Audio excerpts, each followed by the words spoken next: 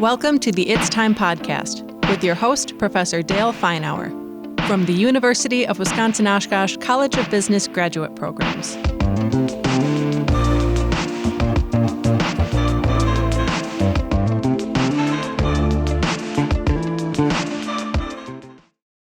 First off, thanks for having me. I love doing this stuff. I graduated from here, by the way. I don't have my MBA. It's a big regret in my career, but I teach in the program, so go figure. But it is so, uniquely wild to have been an undergrad student at this place. And I got here early, so I was just driving around campus and looking at all my old houses, and then to go full circle and end up actually being, sort of part of the faculty here. It's a pretty amazing thing, and it really is cool. So I've been fortunate to have a lot of small company experience too. I get positioned to do a lot of this stuff because of this role I had at Bemis and Amcor. Bemis, but the bulk of my career was my dad's restaurant, working at a private company in Milwaukee. Even Menasha Corp was a private company. I worked there for 5 years. So, don't hesitate to interrupt, because this class, from listening to you, leans certainly towards bigger companies: Amcor, Oshkosh Corp, Menasha. Most leadership questions, it doesn't matter if you're working at the church or you're running KC. The fundamentals are identical. So don't feel at all awkward about maneuvering through the size and scale of these questions, because it doesn't matter. It really doesn't. I also have the good fortune to teach the strategy class and for the EMBA program. And what those students would tell you is that every Saturday, probably half of our strategy class ends up being about culture and leadership, because without it, you don't have a strategy. So this topic we're going to go through today, it's near and dear to my heart. I think it's the most important element of your MBA program. If you come out of this thing with a lot of new tools and some really good learning, and you probably shared all this, Dale, but since they don't know me, if all you get is a package of tools out of this thing and some great relationships, and you do not emerge as a better leader, well, let me say it differently. If you have to go into a room, a meeting, a session, a conference, a group, and you have to announce you're an MBA, you have to announce those 3 letters, you and the program failed. Okay? By the way you handle yourself, the questions you ask, the courage you have, the confidence you demonstrate, the way you come across, people should know, hey, there's something different about Josh. There probably is. But there's something different about, I can't say serious too long. There's the differentiation through the program aren't the 3 letters. It's, what did you do to improve as a leader? Do you work on it deliberately?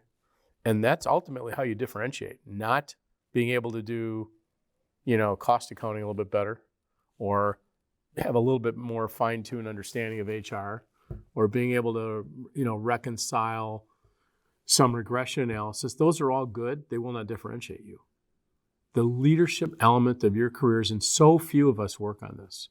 It's get up on Monday, hoping it's Friday, and string a bunch of those together. And most people don't deliberately work on what they need to do to improve as a leader. And this spans way beyond work. So as I was walking in here, I was telling a few of you, and Dale, I happen to live down in Florida half the year, and everybody I know is going through the hurricane. I live right smack in the middle of it. Right there. And you want a leadership moment? Watch how people react when there's a crisis. Leaders show up really, really fast. And they're not the people at the top of the org chart. It's always someone different. So it's really I'm viewing it as I'm on the board of the association of our group and everything else. And it's funny that leadership kind of goes with you no matter where you are, whether you're living in Florida through a hurricane, on your church social committee, working at Amcor, what you're gaining out of this topic, and is it a separate class in the MBA program too? Like What? it is, Leadership? the leadership thing. We do not have a course in leadership in the MBA program. Okay, so it has to just sort of funnel through. Yeah, These kinds of. I weasel it into HR, Yeah. and I hope it gets weaseled into strategy. I'm hoping we add a leadership course, Yeah. but I have not yet been successful at convincing my colleagues to do that. Well, we have a great start tonight then with it. So I would just appeal to you that leadership and all of the things that go with it, it doesn't just happen naturally. It's got to be a deliberate effort on your part to embrace it, to go after it. And if you do, it'll differentiate you way more than anything else you learned in this MBA program. I mean, I've just been through this for 40 years. Only thing I have on you guys is experience. I am not the smartest guy in this room, but I do have the benefit of looking back, and it's easier now more than ever to look back and see what differentiates people. So. And now, a few words about some of the programs and services offered by the UW-Oshkosh College of Business. The Master of Business Administration program at the University of Wisconsin-Oshkosh is strategically designed to provide high-quality instruction in an understandable and applicable format. In many cases, the program takes a team teaching approach, where award-winning faculty are paired with industry experts to provide balanced coverage of advanced business concepts. Faculty present course material from an academic perspective, and industry experts illustrate how the material applies in the professional world. Learn more about UWO's no GMAT required results-driven curriculum at uwo.sh/MBA and position yourself for your next opportunity. That's uwo.sh/MBA. It's time to achieve more. Yeah, I mean, you guys ask me anything. It personal questions. What happened here? How'd you get there? Why'd you do that? You don't learn unless I'm transparent. And one of the questions, go ahead. I was going to ask if you can give a quick professional bio. I mean, not probably granular, but if you walk through your last 20, 30 years or so. Oh, God, that makes me feel kind of old. The last 4 decades, you mean? Yeah, I grew up in Fondy, married my high school sweetheart. And A wonderful woman. Yeah, she would have to be stuck with me for 40 years. And we have 3 adult age kids, 29, 31, and 33. 3.5 grandkids. Steph's pregnant. Nice. Congratulations. I did not know that. Yeah. So went to Oshkosh, radio TV major. Well, that didn't work. Then went into biology. Well, that didn't work. And then took Harry Ostendorf, who you guys don't know. He passed away a year ago. Yeah, something like that. Like I knew my Harry. all-time best. Good man. Great guy. Took cost accounting because I was going to run radio stations, and it all fell apart. But I really kind of liked Harry in the business school and ended up being a accounting finance major. And back in the early 80s, the economy was the same as it is now, except worse. Interest rates were about 11%, and home mortgages were 19%.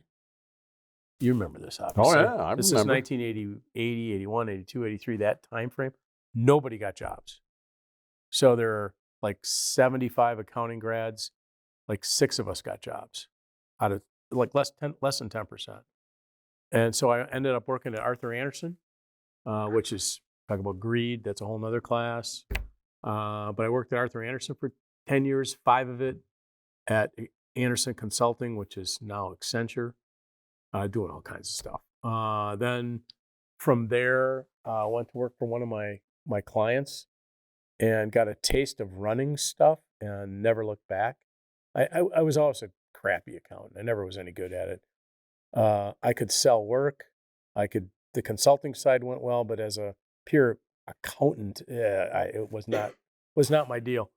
But I got a taste of running stuff and worked for a private company called Everbright in Milwaukee that makes, I don't know what they do now for sure, but outdoor signs and McDonald's signs and menu boards and all kinds of point of purchase stuff, and did that for 5 years and got recruited blindly by Menasha Corp.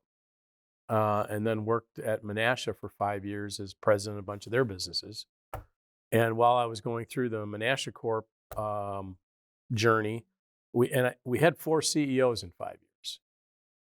And that was pretty dramatic for anybody that worked through that, because when you have that level of uncertainty at the leadership level, the company waddles and wavers just like you would expect with that much change. And by the way, my best friend is the CEO of Menasha Corp now, a guy named Jim Kotek, who has been the stabilizing force over the last 12 years there. But as I was working at Menasha Corp, I was being recruited onto the Theta Care board, which is a group of hospitals and clinics around the Fox Valley here. And as I was joining that board, I met a guy named Jeff Curler, who was the chairman of Bemis. And I thought we were just networking around and we're having lunch and one thing and another. I went from paper to plastic and started working at Bemis in running different size businesses and just gradually started running bigger companies, and ended up running the big innovation arm for Bemis, which was a company called Kerwood, which somebody worked there. And Kerwood and all of the rest of North America was rolled together. And so I just kept progressing into bigger jobs. And then retired in, like sometime in 2016, but then I formally retired in how those long paths go. Retired from that in, call it January of 17, and was just going to go golfing and drink vodka and just, be retired. And then he found me because I was complaining about, I had put a handful of people through the EMBA program. And there were certain things I didn't think that were really happening at the level of quality it needed to. So I met with Dale and said, we need to improve this, this, this, and this. And he turned to me and goes, great, you're hired. You fix it. Well, wait a minute. I don't know what I'm doing. I know nothing about teaching and conveying all this stuff in a classroom. I sold plastic, man. Well, this EMBA program turns out to be one of the coolest things I've ever done in my life, because when all you do is make money for somebody your whole life, and then you get to give back. This is your class, by the way, not ours. And you get to give back and get to do something other than making money for somebody in a big public company is pretty cool. And you get a small little chance to make a difference. So I've done a bunch of that, and that led to an advisory business I had no intention of doing. But so I do a bunch of strategy projects, some C-suite coaching. I'm on a couple of private company boards. I had no intention of doing any of this stuff. It just sort of happened. And all of it has turned into giving back more than taking. So that's the little bit longer version. But that's sort of my path over the last 40 years. There's a few things I'm missing from that, but and you started in leadership really sort of young at the family restaurant. Well, yeah, I don't know if something you might remember, Josh, if you are you from Fond du Lac? Okay. Been part of Yeah. So the Ahern family I knew I used to know them very well. They're all gone, people I knew. But anyway, my dad bought a restaurant when I was in high school. And maybe 2 years into it, I was a sophomore here in Oshkosh. And my dad had a heart attack, pretty bad one. Didn't die, but back in the early 80s, you have a heart attack, you're benched. You don't go walking in the mall. You don't go getting on a treadmill. You sit on the couch for 6 months or a year. So I dropped out of college along with my brother, and we ran the place. On Monday, you're drinking beer and doing who knows what. And on Tuesday, you're running the family business. So you get these leadership moments, right? You don't know when they're coming.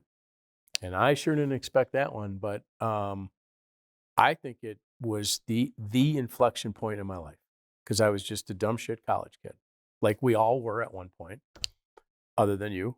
And all of a sudden, you're thrown into these sort of high pressure situations, and So that was my first.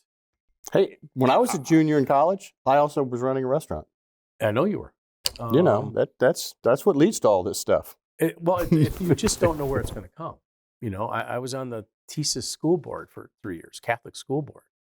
And no matter where it is, there's these moments you have that weave together what kind of leader you are. And that one was one. And, you know, a year later, I went back to school. My dad came back. The restaurant went on to have another 20, whatever it was, 18 years. Then he sold it. But my brother and I talk about it still, whatever this was, 40 years ago. And my dad while he was recovering, we used to give him a lot of crap for years that the highest revenue recorded day ever was when we were running it. The highest profit year ever is when we were running it. The lowest turnover year, the highest margin per head, the lowest food cost. And we did this to my dad for 35 years. You know, if you need us to come back and run it, we'll be there for you. And then he would say something that'd be inappropriate, and we'd, you know, go back to our real work. But he was my mentor. He was my mentor he died a couple years ago. And I think my dad always understood something that I didn't get, was you lead with your ears, not your mouth. And now, a few words about some of the programs and services offered by the UW-Oshkosh College of Business. The University of Wisconsin-Oshkosh MBA Executive Program offers an array of scholarships supporting veterans, single parents, road warriors or those commuting more than 75 miles to attend class, employees of government and nonprofit organizations, and for those who make referrals for potential MBA executive students within their workplace or professional network. Eligible students may qualify for multiple scholarships. Visit uwo.sh/MBA scholarships for more information and eligibility requirements. That's uwo.sh/MBA SCHOLARSHIPS. Okay. And my dad understood that, and he was so helpful to us growing up. You know, didn't go to college, didn't have that sort of academic training, but he just had the EQ before I knew what those two letters meant. And he taught us stuff we didn't know until we were way, way further in our lifetime. So I feel like I should listen to some questions instead of talking about all this stuff, but maybe it helps you a little bit understand, you know, where I'm coming from and stuff I can help you with. So, all right. Somebody at home started. Go ahead. Yeah. So the Jim, this is Shakti here. One of the questions is you started in Ascension, right, as a consulting. Do you thought about that you became a CEO and the higher leadership level at that time, Jim, or? So did you plan, let me repeat, when you started working at Accenture, did you plan to be a CEO? Was that your goal? Was that the roadmap? Hell no. No. It was, all I ever wanted was a seat at the table. It wasn't, I want to be this, I want to be that. I think when I was younger, I was a little more hell-bent on the true story. When I got to Arthur, I asked the question, what's the fastest anybody's ever been promoted to senior? Well, it's 4 years, sometimes 3, but 2's the record. Okay, I'm going to get the record. I mean, no matter what, I want the record. Then what's the record to get to manager? Well, I mean, someone's done it in 4 in the Chicago. I'm going to do it in 4. And I don't necessarily think. And you did. And I did. Several different. The story isn't that accomplishment. The story is I'm not sure that was a very healthy way to look at it. And so it was more tactical accomplishments. Then as I hit my, like early 30s, you get a little smarter and, you get a little bit more self-aware. And so that drive to the next run wasn't really that critical. So it was never really be the CEO, but it was the job I left for. The guy that hired me was one of my clients, still one of my dear friends. And he didn't even have a job. He goes, I don't know what I'm going to call you. I don't know what your title is. I don't know what we're going to do. But how about coming to work for us? You got a seat at the table and we'll figure it out. Okay. And I took a risk and left. And so it was never an intention to become the CEO. Now, that's different as I got to the very, very, very end of my career. That was something. But for the bulk of it, it really, the harder, the more I worked at being a leader and not about my own career objectives, the faster I got promoted. It's sort of an inverse curve. It was for me. The less I worried, the faster it went. And we haven't gotten to the professional development component of the course yet. But when it comes to professional development, I'm convinced the thing you need to do is a career spiral. Don't be focused on what's the job that I can get. I can get promoted to X. Focus on what am I doing to enhance my value to the organization. Absolutely. And if you're enhancing value to the organization, they're going to find a spot. Somebody's going to find a spot.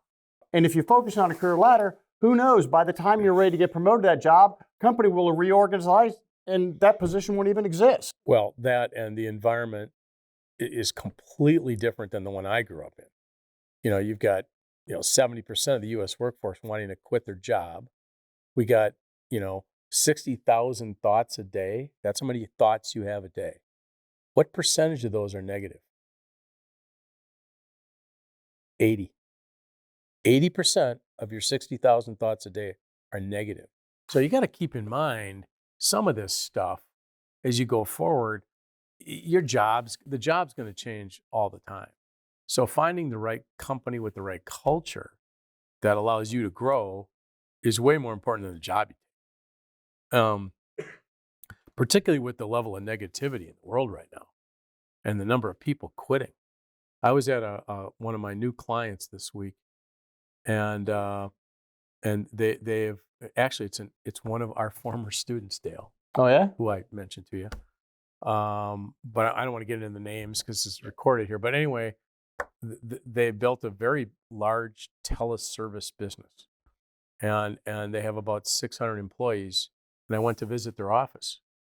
It's a big company, 600 employees. Not a single person in the office except for the two owners. It's 600 empty cubicles with empty computers and empty desks. And I hadn't, obviously we've all seen that and heard about it, but I've never walked into that. And these two guys are sitting in the corner going, with 39% turnover, 39%. So I think the environment is shifting so fast. I would be careful to get too locked into a linear career path when things are moving very laterally. I would spend my time, what do I need to do to get better, build my skill? And here you sit, spending your Wednesday nights doing this stuff. You're already in the 1% of 1%. There aren't many people that do this. Think of the hundreds of people. I didn't do it. But the hundreds of people you work with, how many of them have spent their time and money and energy doing this? So you already have a lead. But good question. I don't think leaders are necessarily born, by the way. Okay. I just focus on the current job. We'll get into some more questions as they come up. But I think it's a little dangerous to have a 25-year career. I will own a company in the West Coast. Good luck. The world moves in hourly increments, and you're trying to put 25-year plans together. I think you're just wasting your time. Work on the inputs. Yep. Enjoy the journey. God Almighty. I had a guy tell me we were doing a celebration going away party for one of our board members, a very wealthy guy. Like over the top wealthy guy. And he was giving his going away speech, and he goes, "Listen, you guys, I just want to tell you, it's way, way, way more fun making it than having it," which is easy to say when you have a pile. But I never really understood what he was saying until several years later. And the whole point of his message was embrace the journey. The destiny will kind of move around a little bit.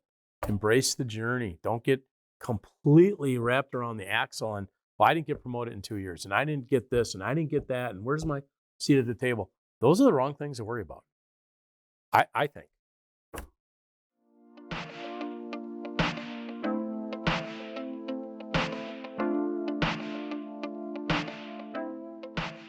It's Time is a production of the University of Wisconsin-Oshkosh College of Business graduate programs in association with Venture Project Studios. Executive producer, Aaron J. Armstrong. Host, Professor Dale Feinauer. Creative Director, Madison Potratz. Director of Photography, Elazar Kloon. Audio and Video Editor, Elazar Kloon. Marketing Strategy, Tara Larson. Social Media, Anwar Mahana. A special thanks to L Creative, Top View Media, Michael Patton, and the University of Wisconsin-Oshkosh College of Business graduate programs.